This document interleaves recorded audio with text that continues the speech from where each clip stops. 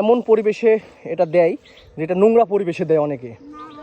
রাজশাহীর বিখ্যাত আমের আমটা বা আমসত্ত্ব যেটাই বলেন না কেন এইভাবে শুকানো হয় এবং এটা ছাগল, কুকুর এবং মুরগি এগুলো এইভাবে পাড়া দেয়। এভাবে আমসত্ত্ব শুকানোটা আসলে একটা অরুচিকর ব্যাপার। এটা দেখানোর উদ্দেশ্য হলো এটা অন্য একটা ভিডিও, তবে সবাই এরকম ভাবে শুকায় না, অনেকে অনেক যত্ন করে শুকায়। তবে ভিডিওটি করার উদ্দেশ্য হলো যারা এগুলো কিনে খাবেন তারা অবশ্যই সতর্কতার সাথে খাবেন। এগুলো কেজি ভাবে 100 করে বিক্রি করবে।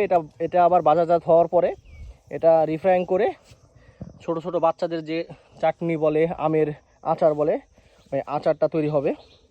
তবে এই যে এগুলো যে রাখা হয়েছে অনেক জায়গায় এগুলা মানে এমন পরিবেশে এটা দেয় যেটা নোংরা পরিবেশে দেয় অনেকে।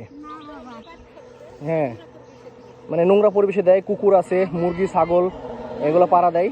এগুলা খাওয়া আসলেই স্বাস্থ্যের জন্য খুব ক্ষতিকর। আর ওনারা বলতেছে নাকি এটা আমরা নিজেরাও খাই এবং এটা এখানে বসে থাকবে, এই পাশে বসে থেকে এগুলা শুকাবে। তাই আপনার ছেলের কাছেও পাঠাবেন এগুলা? তাই না, এগুলা ছোট ছোট করে কেটে এগুলো আবার তেল দিয়ে মানে ওই যে